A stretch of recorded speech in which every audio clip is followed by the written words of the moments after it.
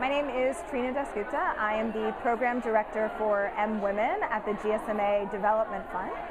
The GSMA is the global mobile trade organization, so we represent almost 90% of all of the companies in the mobile industry, so mobile is what we do, and the Development Fund specifically works on servicing and creating a better life for people who live on less than $2 a day. And so the Women program, which has not yet launched, it will launch on October 7th, is a program specifically looking at a gender gap that we've identified in women's mobile phone access in the developing world. So what I'm going to be talking about today is a report called Women in Mobile, a Global Opportunity, that identified that women are 21% less likely to have access to mobile phones, which is 300 million women without access to the phone. So we're going to hear amazing services and products today that are being delivered on mobile, but if women don't actually have the phones, we have a huge problem. So we are working with the mobile industry and the international development community to close that gender gap and bring life-changing services to women living on less than $2 a day. My name is Erica Kochi, and I work for UNICEF. UNICEF has 150 country offices, and so our job is to support their ongoing programs on the ground. And so we work with our country offices to look at their programs and see where mobiles and better communication using mobiles, especially with the end users, could help create efficiencies within their programs.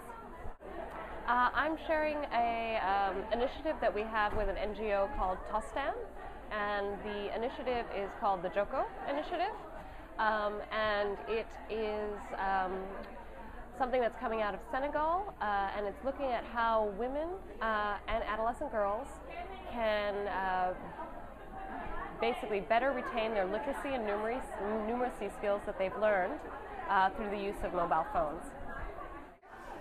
My name is Anne Rosveil. I'm the CEO and co-founder of Pezinet. Pezinet is a French not-for-profit organization whose mission is to avoid complication of benign diseases among children by implementing an health proximity service by women for women of their communities. I hope to show what activities we are doing on the ground, how we implemented this innovative service, and the business model that goes with it, with the bottom of the pyramid target group that really is raising awareness on preventative healthcare approach in Mali, where it's mostly ignored, and the innovation of the service. So mobile technology in my work is actually the way for us to reach those people that don't come to the doctor early enough, to reach them where they live, to enter and in the families, and to really push for prevention, early detection and early treatment among those families. My name is Linda Raftree, and I work for Plan International. We're a community development organization, and we work in a lot of different countries around the world. So what we're doing with mobiles is looking at how we can support community members to use mobile phones to improve their participation in the development process. Tonight I'm going to present about some research that we've done in the past couple of years, especially one piece of research around girls and mobiles, girls and ICTs, and then I'll present about a few different ways that we're using ICTs and mobiles in our programs.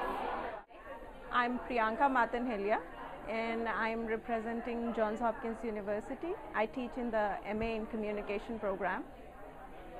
I just completed my dissertation on mobile phone usage among youth in India. I found that in India, the age group among which I researched for mobile phone usage, it's not really about mobility, but about independence and privacy that they can have with mobile phones. And I also found that the local culture really impacts how cell phones are used. Sure. My name is Dr. Patricia Michelle, and I work for the Earth Institute at Columbia University. At the Earth Institute, we have a number of initiatives in which we use mobile technology. The first and foremost of which is the Millennium Villages Project, which is in 10 countries in sub-Saharan Africa, where we have a partnership with Ericsson, Zain, MTN, and other stakeholders, in which we deploy mobile technology strategically to address health and other development issues.